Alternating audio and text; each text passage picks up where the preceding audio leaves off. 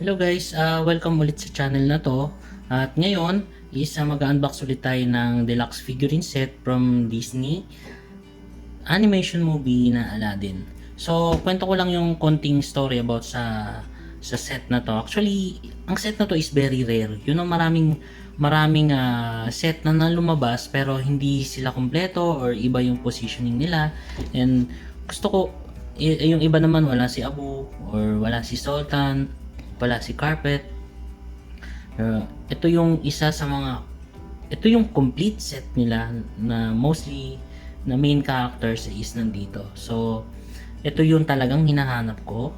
And maraming lumabas, available pa naman sa iba yung ibang set sa market. Pero itong set na to is very rare. And actually, yung price nito is 2,000 pero nakuha ko siya is 2,500. So, naispatan ko siya sa Carousel, Philippines. Pero hindi ko na siya pinurchase online kasi nakita ko siya day before ng flight ko. Actually, today yung flight ko going back to UAE. And kahapon is kinontak ko yung seller kung pwede is makuha ko na lang siya personally, hindi na dadaan sa courier. And ayun, at nagkita kami ng seller at nakuha ko siya. And luckily, isa na lang yata to, or hindi ako nagkakamali, meron pa sa eBay pero napakamahal na. And I'm so lucky nakuha ko siya. And unbox na natin.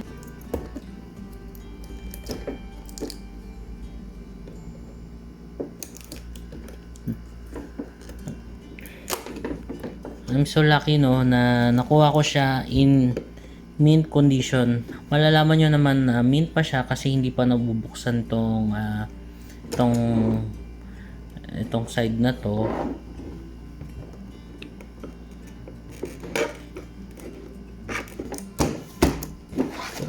Pakita ko muna yung likod. Ayan siya sa gilid. Yung artwork niya simple lang pero yan, simple lang yung artwork niya sa gilid. Ewan ko ba't nilagyan pa nila ng price, is alam naman nilang 2,000 per bakit ito na ko.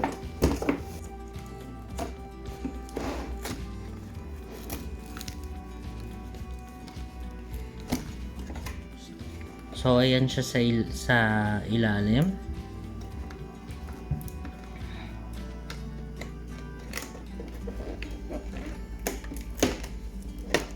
Konting hila.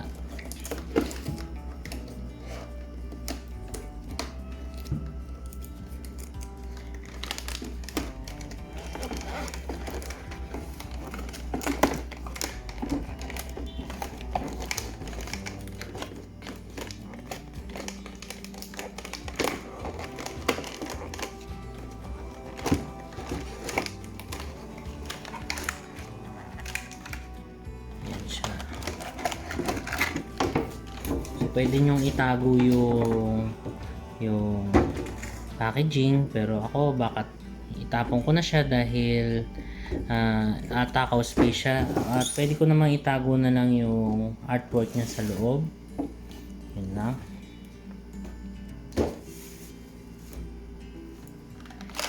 And ito na siya guys, lapitan natin. Jasmine.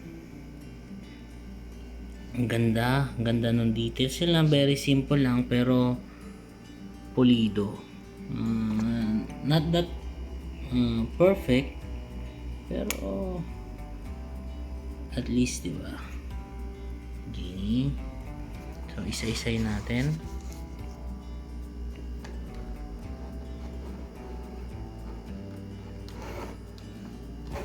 So unahin natin isa sa mga favorite character. Alam nyo, ang Aladdin ay isa sa pinakaunang animation or movie mismo na napanood ko sa sine. So kaya talagang memorable sa akin ang movie na to, no. Ayan si Abu. Meron pa ako noong coloring book, stickers from Maggie. Yan. Yung free na stickers sa Maggie. So sila yung isa sa mga nag-umpisa noon. Yun yung itsura ni Abo. Wow. Very detailed, di ba? So ayan. Disney Vietnam.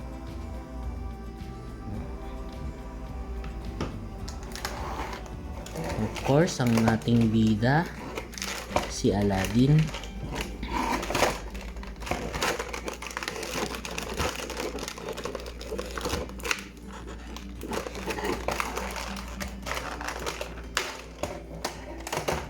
Ayan.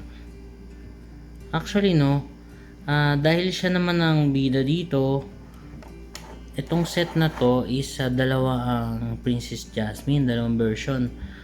Kung ako papipiliin sana, yung isang si Aladdin na lang yung ginawang dalawa, and then yung isang version sana is yung Street Rat siya, and yung isa naman is Prince Ali version.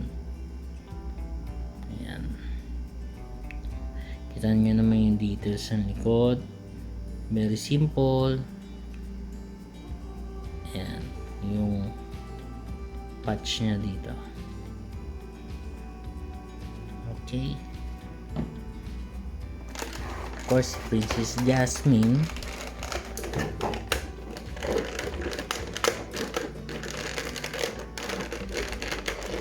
Oops, meron ba lang?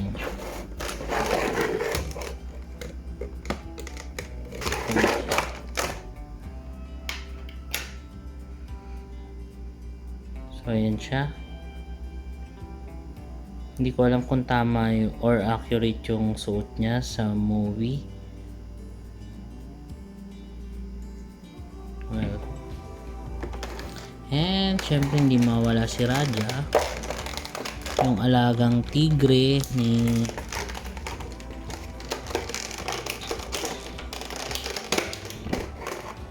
Princess Jasmine. Sa ibang version, gusto ko yung nakaupo siya, hindi yung nakaganito. Kasi agaw is takaw space siya dahil napakalapad niya, no? Pero yung details niya, ang ganda.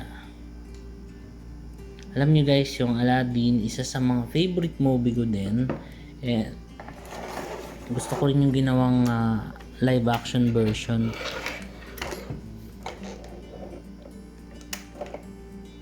Kahit ilang beses kong ulitin ng Aladdin,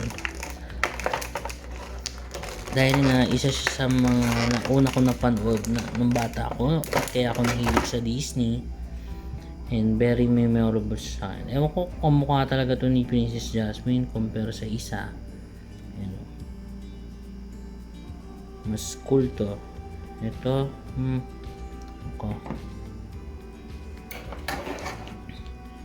Siyempre, ang daddy ni Princess Jasmine na ang The Sultan. Ito yung isa sa mga cool sa set na to, no? Kasi nandito yung Sultan, yung iba kasi wala.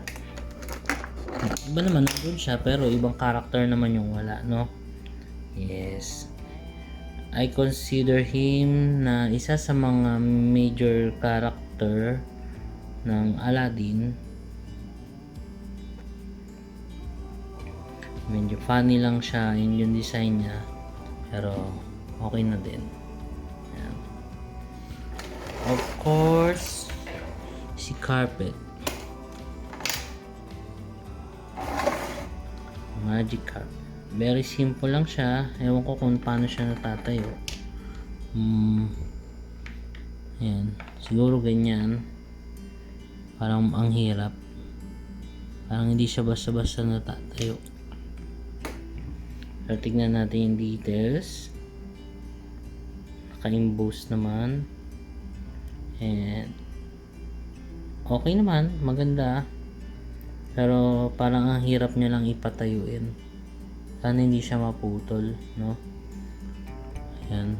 Parang ang hirap niyang patayuin. Or siguro ganyan na lang siya. Ganyan. Yan. Yung details guys. So,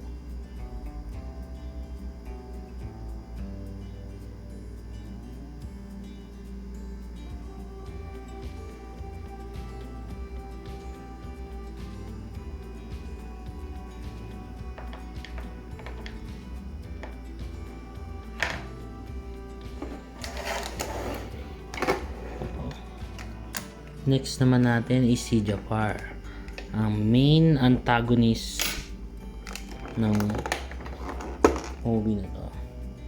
And I like the details. And mabuti sinama niya si Iago. Medyo hindi lang pulido si Iago, but hindi na mapapansin yan. Gusto ko yung hindi masyadong pulido yung mukha, pero okay na. Yan. Yan siya. I'm so glad they include the Iago, alaga niyang parrot.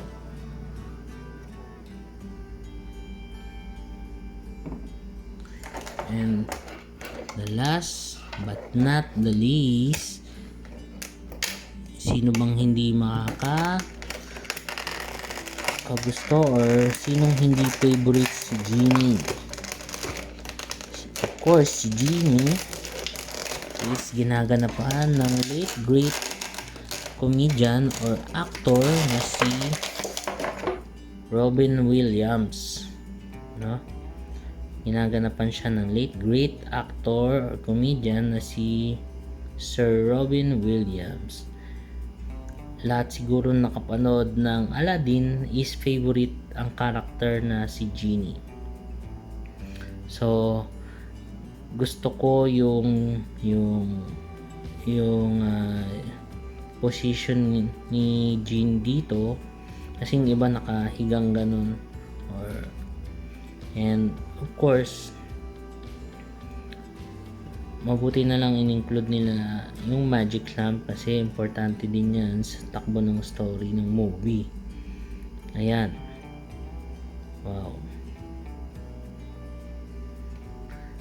Gusto ko yung mga music ni Genie, yung mga songs niya doon.